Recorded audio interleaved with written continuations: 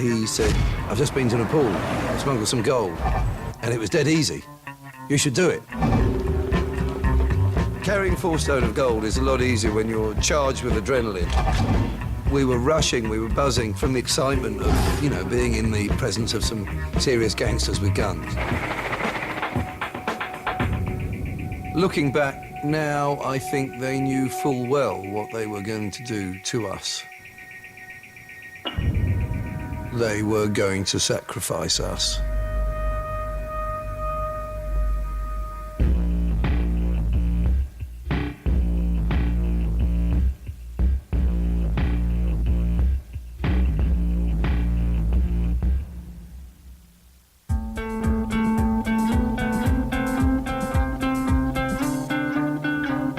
I was a city boy.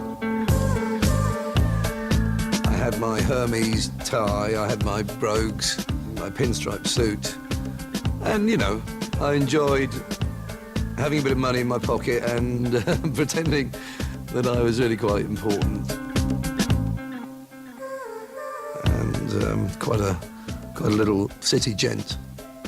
But because of the general business environment, there was a lot of stress. I was working long hours, not much time off, not really enjoying it that much, and I think ultimately that led to me becoming ill. We did so only after peaceful means. I literally lied on my mum's sofa for a year, experiencing the most bleak clinical depression. We have no quarrel with the people of Iran. The depression was brought on by having not enough thyroid in my system. I couldn't speak a whole sentence. I couldn't walk. It was certainly the lowest point of my life. When it was warmer in England, I felt better. Thyroid is used to create body heat, and when you're in a warm climate, your deficiency is much less obvious. So I thought, well, if I go to an even warmer climate, maybe I'll feel even better. I decided to go travelling. Ended up going to Singapore, Malaysia, and then ended up in Thailand. And sure enough, it was a big tonic. As soon as I landed in a warmer, freer world, I felt an awful lot better, and, you know, it proved to be a good move.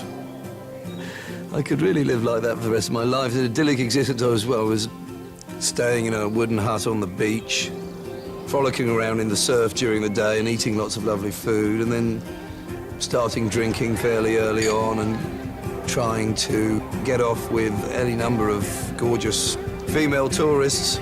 It was a 3-month existence of pure hedonism and fun. Sometimes going home alone, sometimes not. But living to frolic another day.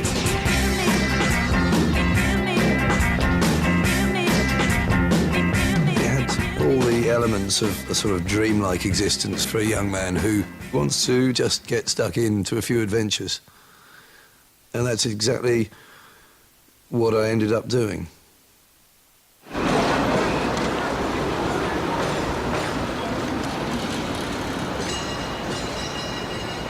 Hong Kong was a cultural shock because just literally the amount of people in the buildings. I was used to space and beauty, and suddenly it's just this noise and bustle.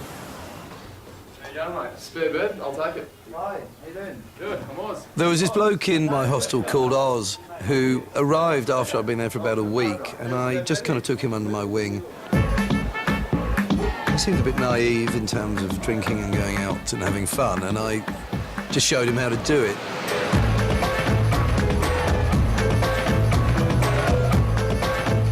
I was no expert, but we went out drinking and he soon picked it up, actually. He was a very good student. And we soon became very firm friends. We both had dwindling reserves of cash. I had frittered it away on booze, pretty much. I clearly needed to work if I was going to stay away from England, and I certainly wasn't ready to go home. Oh! There he is, Jeffy boy. How you doing, fella? Marshall, do me a favor. Let me get a bottle of Rhett beer. moved into the hostel. Whatever Jeffy boy's having. He gave guided tours to German tourists because he spoke German but was American. Well, he was tiny. He was like a midget. You should have seen his wife, man. She looked like she was in the NBA, man. She was like 6'6", 6'7". She was huge. He wasn't a particularly likable character from the start. He was quite a loudmouth. Bottoms up, buddy. Literally loud. Yes, that is what I'm talking And about. he's sort of boastful and whatever. Take that, and, keep the change, all right? you know, not really my kind of guy. But slowly we got talking, and slowly it emerged that being a tour guide wasn't his only source of income. So, you boys want to make some money? Right? If you want to make good money, boys, you got to get into gold. Gold. What, get into it. He revealed that he had been taking some gold over to Nepal, and this sounded like extraordinary. What on earth are you doing? All you got to do is take the gold on a plane, spend the weekend in Kathmandu, take a look at the mountains, fly back Monday. Exotic, yeah, good. Nice. Yeah. And that he was going to do it again, and that there were spaces for other people to go with him if I wanted. You know, the guys at the airports, custom officials, that sort of thing. They're all in on it. Every single one of them. It just sounded frightening, scary, involving people I didn't know in countries I didn't know, and that it could go horribly wrong, and I wasn't in that desperate a situation. Listen, fellas, take it or leave it. Leave it, thank you. What about you, Oz? Well, mate, I'll think about it, and, no. It's all good, boys. I'm not going to twist your arms.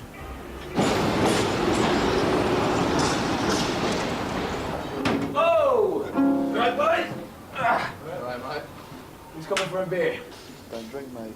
He disappeared for a weekend, didn't tell us where he was going, and came back with a wad of dollars. A big, fat, green wad of dollars. You know, we were just transfixed. I think Oz and I just were sitting opposite him, and we just thought, well, you know, that's a lot of money. It was actually $2,000. Wasn't a great deal of money, but to people who were traveling and running out of cash, it was a lifeline. It seemed so tempting. Just a weekend away, not that difficult. Money in your hand, dead easy. And we were pretty much doomed from then on.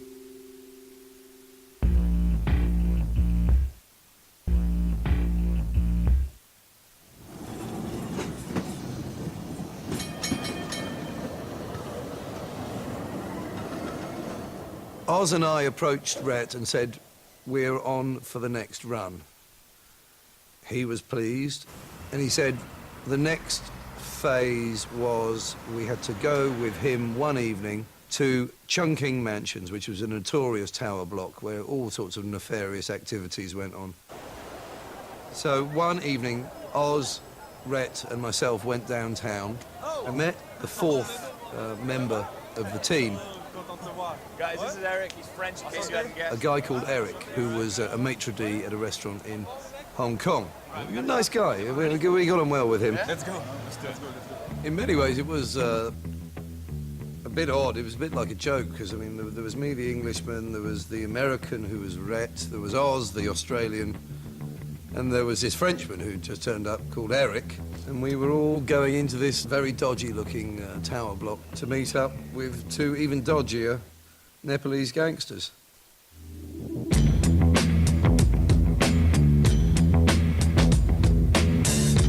It was rather exciting because I'd heard about this place but never been there, and it had quite a reputation for being a centre for prostitution and smuggling, and, you know, you could hire a room by the hour, and this was one of those places where dodgy deals could be done and no questions would be asked.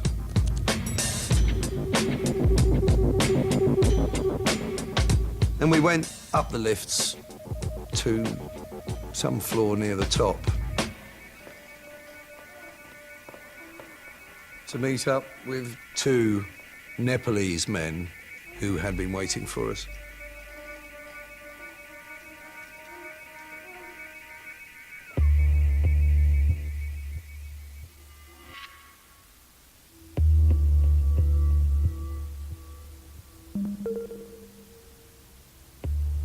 The first thing that hit me was that one of them was wearing a shoulder holster, and the end of his gun was sticking out from under his arm. And I must say, your stomach sort of sinks a bit. There was a gradual dawning realization that suddenly we were involved in a very serious world and we were to be on best behavior.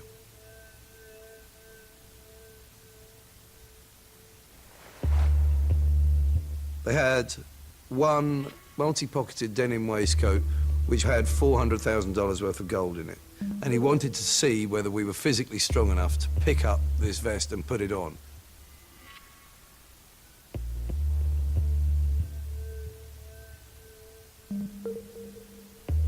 It weighed over 4 stone.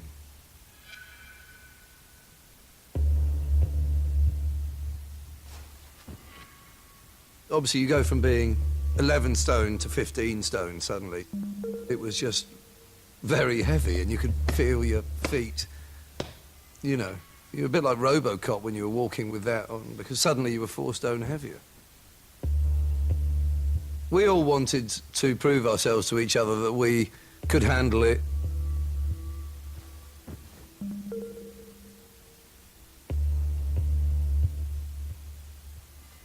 But, you know, we were all physically strong enough. We all managed to do it, and we satisfied them that we would be good mules. My only question was... What happens if we get caught?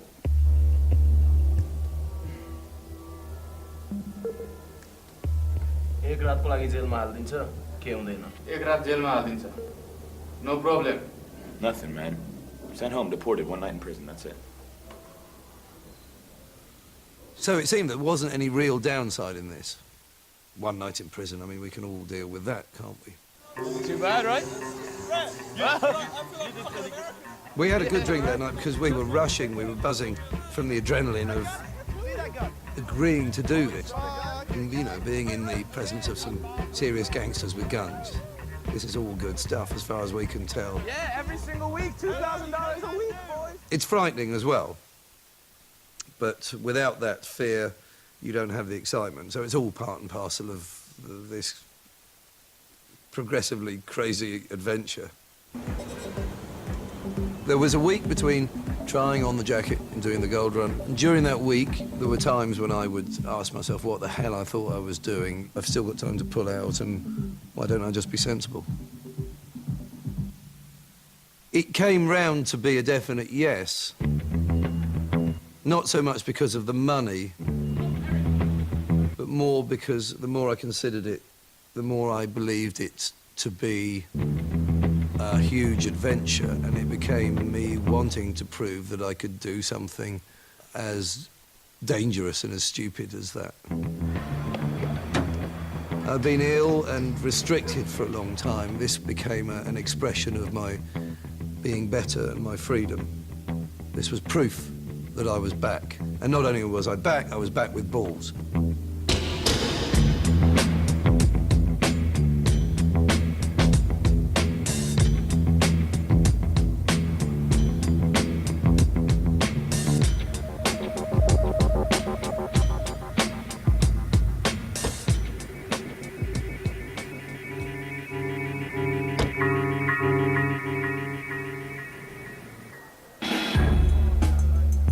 The plan was to arrive at the airport, check in, go through to the departure lounge, and there somebody would meet us and hand the gold over to us in the toilets. There was a lot of nerves at this point. There was tension. We're sitting around waiting, thinking, you know, where is this guy? You know, the first group of people on our plane have got on a coach and have driven across the tarmac to the plane, and still this guy isn't here. You know, it's like, what's happening? And you think, are we being watched? Do people keep an eye out for people who look nervous?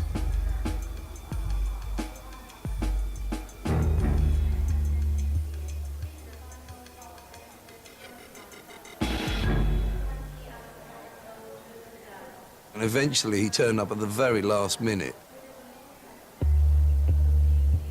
Eric followed him into the toilet first, and then we all went in, one by one after that.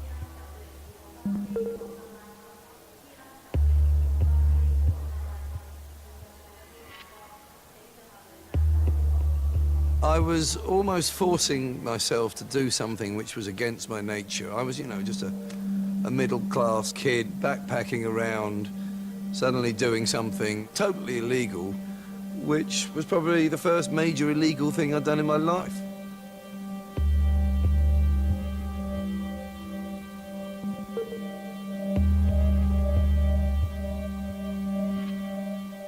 The guy was standing outside a cubicle, and on the floor of the cubicle was the denim waistcoat containing the gold.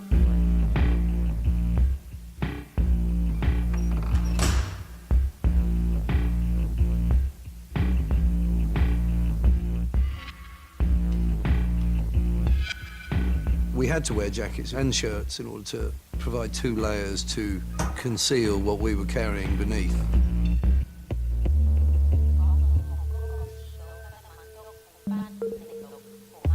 And he looked me up and down and said, "Yes, that looks good." I looked in the mirror and there was this kind of ashen-faced, rather sort of sweaty, wide-eyed individual staring back at me saying, "You really think this is a good idea?"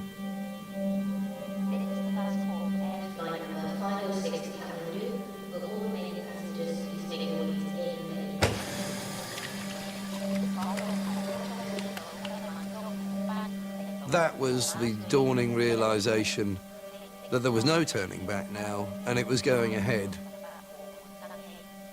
It was just an intense fear, primarily. Fear of the unknown and what one was letting oneself in for. This is the last call for flight 506 to Kathmandu. Will all remaining passengers please make their way to gate number 18. ไปดิ 港龍航空公司到吉德曼谷航班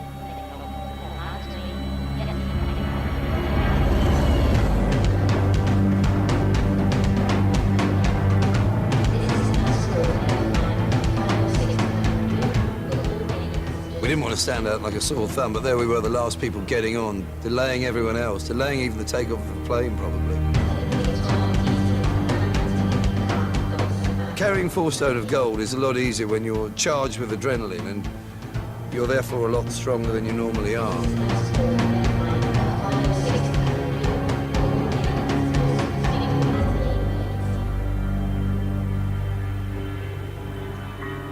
I have some vague recollection of Rhett saying that he felt that he was carrying even more than usual. And that was really the only indication that perhaps we were carrying right up to the maximum of what could possibly be taken by someone.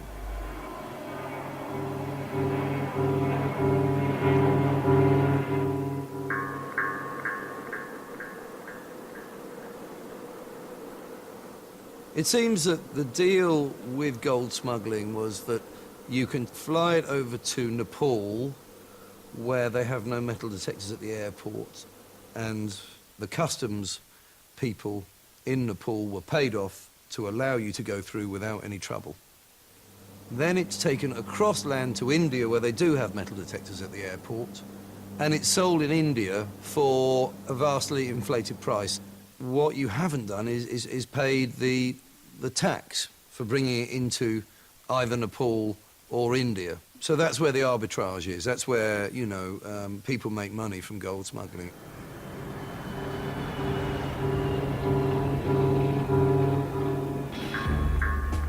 We get off the plane and it's hot.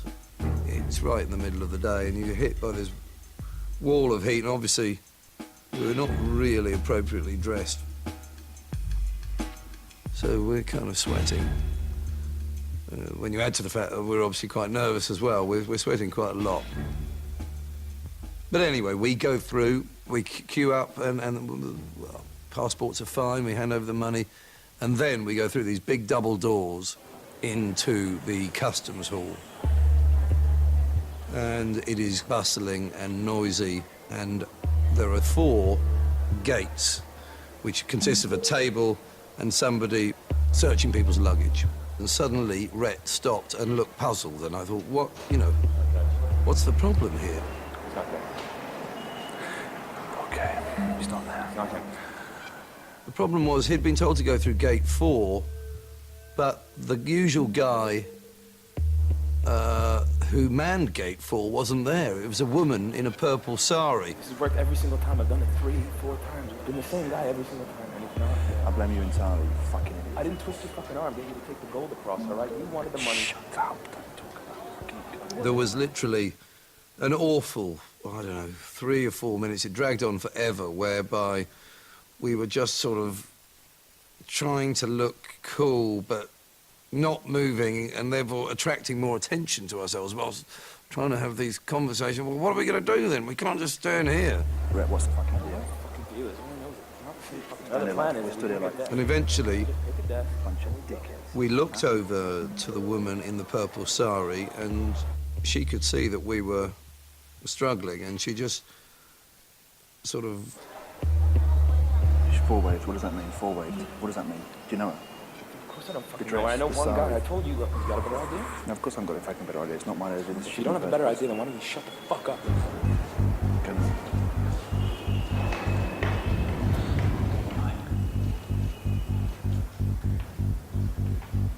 Rhett was first, he put his bag down. Thank you very much. Oz was next.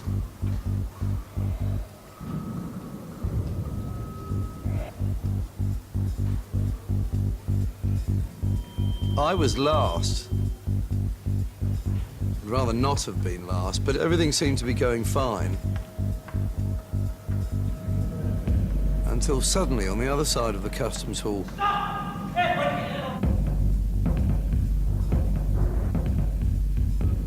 there wasn't really a thought in my head at this point. I just sort of couldn't really take on board what was happening, but there was this little guy with a moustache. He grabbed Eric. My worst fears are kind of being realized. He gets out a metal detector, and it goes off with a noise like a car alarm.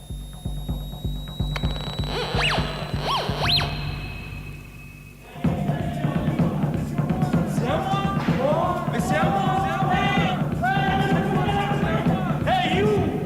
Come over here! I had to walk towards him. But, I thought, well, what can I do? He just pushed us both in the direction of this room to the side of the customs hall. And just like ashen-faced in total shock, we went into this room, and there was just bedlam from there.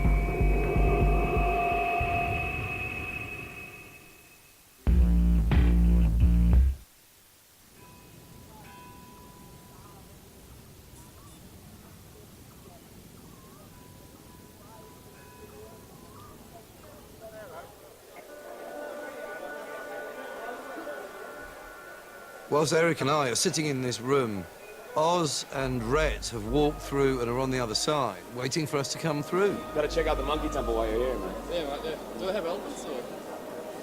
No, they're not in the city.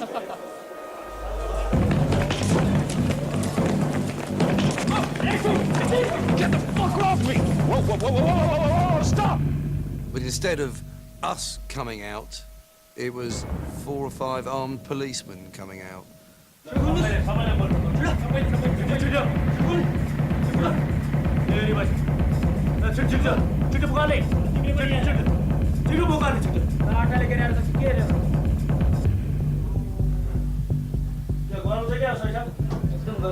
यत्रो बिडी सुन्नुहुँदैन है के सोचेको छ है तैँले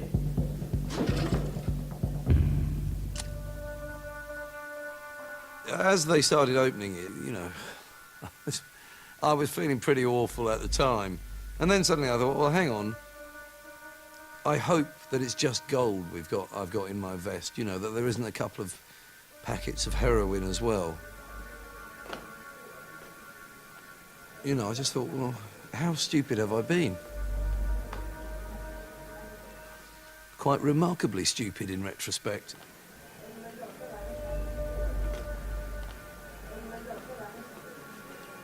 Thankfully, though, there was no sudden appearance of any packets of white powder.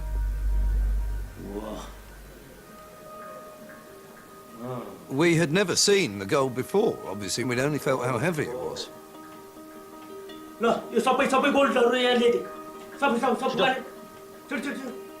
And we'd just seen sort of denim pockets and known that the gold was in it. So to actually see what we were eventually smuggling was quite a revelation.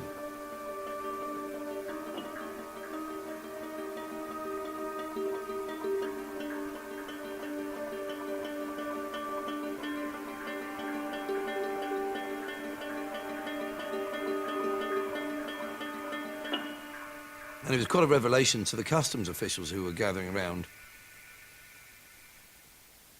We later discovered it was the largest seizure of gold ever in the history of gold smuggling in Nepal.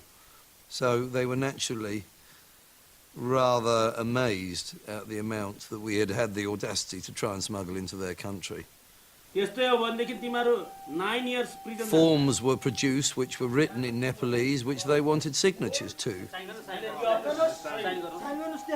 And we didn't know what they said. We didn't have any legal representation. We didn't have anything.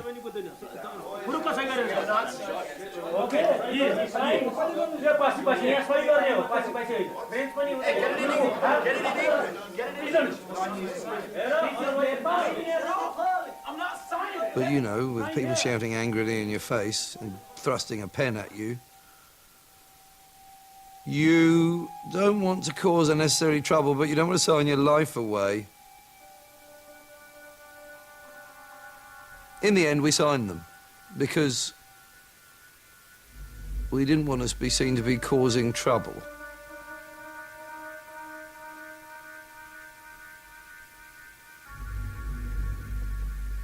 Then what happened, and this was the only time I must have come close to, I suppose, emotionally, this was a difficult, very difficult moment.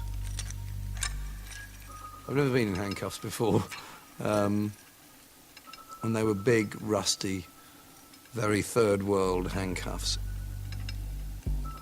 That was just a powerful, symbolic act of putting on handcuffs. That's when you truly lose your freedom. 4 of us were put into a jeep, and I think there were 4 armed guards with us. We didn't know whether we were being sort of kidnapped or anything like that. And we were just driven off into the night.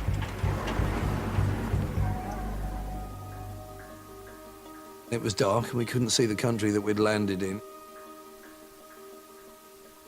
We eventually pulled up outside this sort of wall. We were pushed through this hole in the wall, all 4 of us, and we were in prison. We realised we were in prison, and it was sort of dark, and there were just rows of men sleeping all over the place. We thought that we were being put in a sort of holding place prior to being thrown out of the country the next day. That's what we clung on to.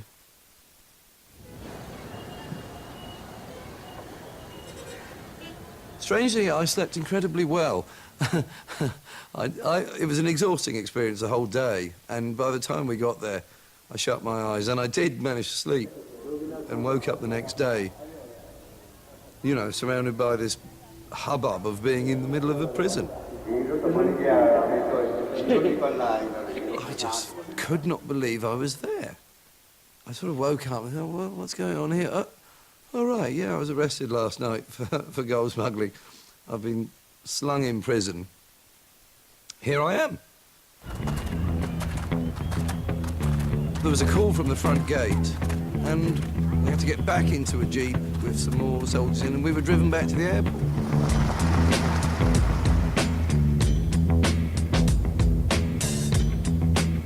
And we thought, excellent news, yes. Right. That was an interesting little stay in prison. They've seized the gold, they're happy with that. We're obviously going to be put on the first flight out of here. Get out of here, you idiots. First flight home. But when we got to the airport, we were taken to a building on the airport grounds which had a sign outside saying Customs Court. And it quickly transpired that anyone caught smuggling at the Nepalese airport was tried at the Customs Court. But then it turned out that the Customs Court was simply an office, a rather shabby, small office with a bit of paperwork in it, and that the judge was actually the chief of customs, who was the bloke who'd arrested us the previous evening. And we thought, well, this is just crazy here. You know, I was expecting, if we were going to have to go to a court, I was expecting something that resembled a court, somebody that resembled a judge. We just didn't know what to do. We're just like alone on the other side of the world, being shouted at by the bloke who arrested you, who's also your judge. It's like, this is not a planet or a legal system that I'm familiar with. तपाईले सुन चाहिँ कहाँबाट ल्याउनु भयो? From where you brought it? From where you brought it, this gold? अनि त्यो सुन कसको हो त? There were some questions about did we know whose gold it was. No. We just take the gold, pick it up in Hong Kong, take it to Kathmandu. We find out when we get here who we give it to. I think satisfied that we didn't really know anything about anything, he pretty quickly said we'd all been sentenced to 4 years. 4 years? In jail in Nepal? Yes. Not deported? अब तपाईहरुबाट 112 kilo सुन समातिएको छ. You have brought 112 kilo of gold. अब हाम्रो नियम अनुसार As per rule, the cost which include the 112 kilo gold, the same amount you have to pay. Unless we could pay the value of the gold seized in a fine. Since we didn't have $1.6 million gold on us, that was looking rather unlikely, so stunned, shocked, and still in a state of sort of disbelief, we were taken back to the prison to begin our sentence.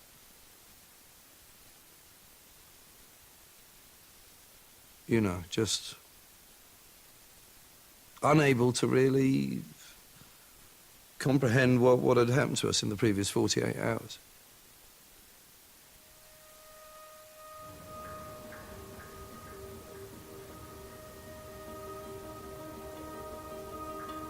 I wondered what had gone wrong. Why didn't this operation go smoothly like all the other ones had done? Who was the guy who, first of all, apprehended Eric and then myself? Why did that happen if everyone was paid off? We were later to find out that, you know, there were other things afoot. But at that time, we had not a clue.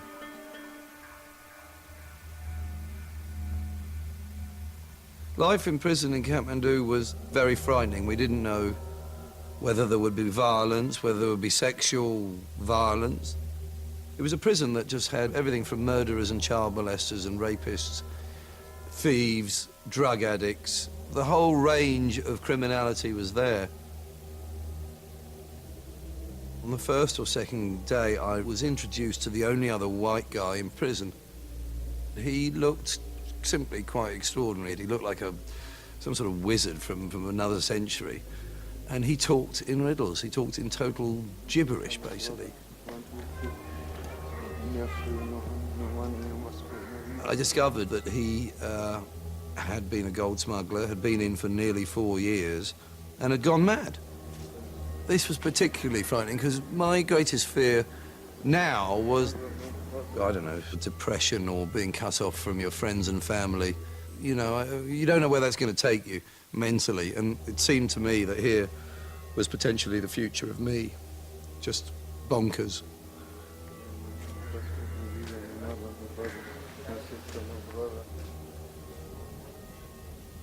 I composed a very difficult letter to my mother, saying, don't worry, I've ended up in prison. It's in Nepal. I didn't tell you I was going to Nepal, but I'm here. And, you know, I felt stupid, selfish, pretty wretched, really, you know. All of the sort of bravado had drained away like dirty bath water and was left with a slightly scared young man wishing he could go back in time and reverse some decisions that had proved to be less than sensible.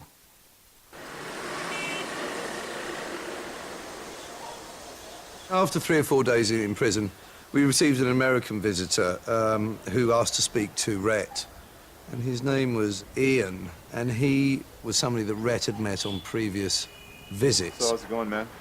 How's it going? I'm in Nepalese prison. Pretty fucking shit. Brought you some stuff, though, from our friends in HK. What you got? He worked for the Nepalese gangsters, and he brought with him food and bedding, and basically his message was, anything's possible in Nepal, we know who to speak to, we'll pay a couple of people off here or there, and, you know, money talks, and we'll get you out. There was an enormous sense of relief and excitement and hope that, you know, we hadn't been forgotten about.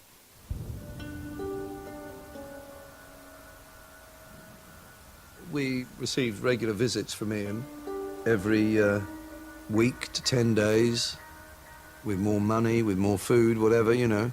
We were constantly being promised that our release was just around the corner. We just carried on waiting and hoping, and eventually the weeks turned into months.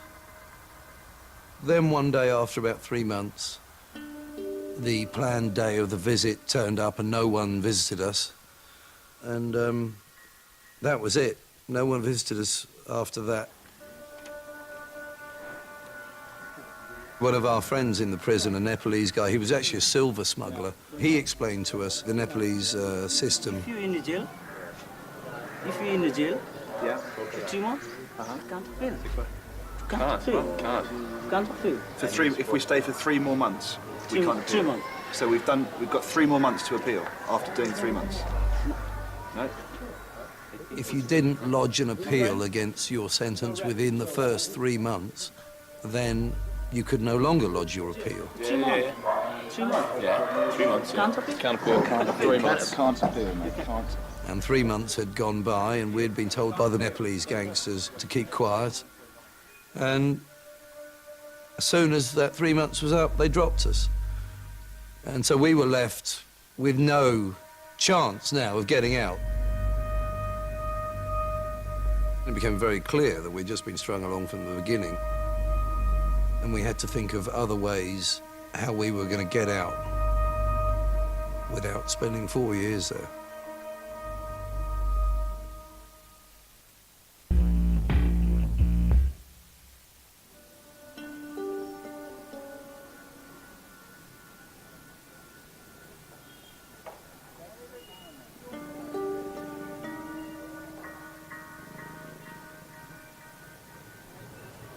Uncle Tony actually wasn't an uncle. He was something like a second cousin, but he was always an uncle to me.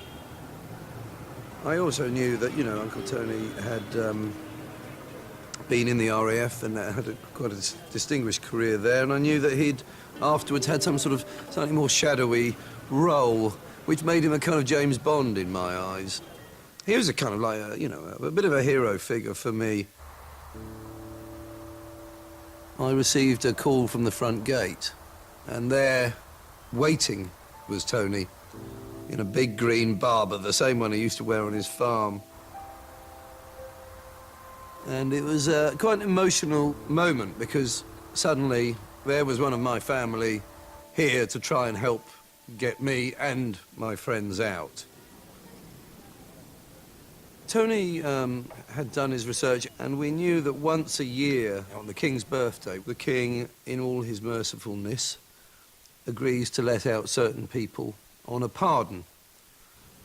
Tony got us writing paper, and we composed a nice letter to His Highness saying, "Could you let us out on your birthday, please, Your Highness? We were guilty, but we're sorry, and we'd like to go home."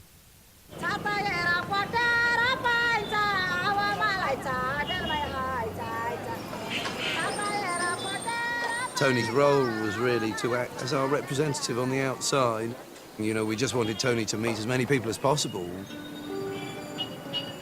We didn't know how any one contact might be able to help us, but we understood that if you were going to get out via writing to the King, you had to have political support on the inside. And so Tony met up with an interesting guy called Lucas.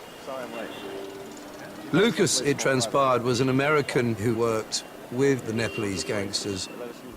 In fact, he was closely involved in organizing the greasing of palms of the customs officials at the airports in Kathmandu. But he wasn't in the country at the time when we were arrested. He had been called away by the Nepalese gangsters to Hong Kong. So whilst we were heading for Nepal, Lucas, who would normally be overseeing the bribing of the customs officials, is arriving in Hong Kong. Lucas pretty soon realized that we had been set up. They invited him over to Hong Kong so that he didn't meddle in our arrest. Our arrest was planned from the start by the two guys that we had met in Chungking Mansions. They packed us to the gills with as much gold as possible and told the chief of customs that we were going to be arriving. And the deal was, if you inform on any gold smugglers in Nepal, you get a quarter of the value of the gold seized. So the more you put on your gold smugglers, and the more money you get. We end up spending 4 years, and they end up extremely wealthy men. It felt pretty bad when we realized we were the victim of a setup, but it felt pretty good as well, because suddenly our chances of getting out increased quite significantly. Lucas had contacts, or so he claimed, at, you know, pretty much every level of government, right up to the Prime Minister and then beyond. He told Tony on that first meeting that he was very interested in helping us get out, and he would do everything in his power to get us out, to spite the guys who got us in. It was December the 17th, and I remember the cry of English from the front gate. There was the English vice consul from the embassy. She said, I don't know how or why, but I've come here to tell you that we've been informed this morning that you're going to be released on the King's birthday on December the 29th. And, I don't know, I mean, it was just an extraordinary feeling. I then had the rather pleasant task of going back inside the prison, gathering Oz, Eric and Rhett around and telling them that we were getting out.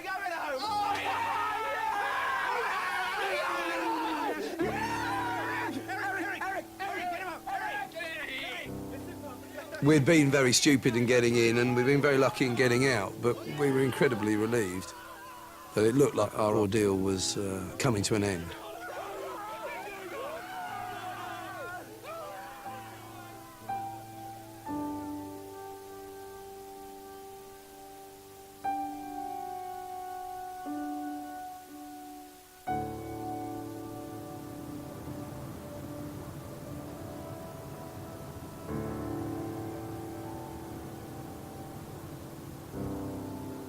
I went in search of adventure, but the plan for proving oneself had gone about as dramatically wrong as it could have gone. I still dream.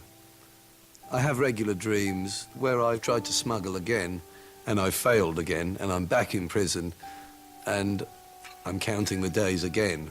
And it's never a particularly nice dream. I wouldn't want to experience the thrill of smuggling or attempting to smuggle ever again.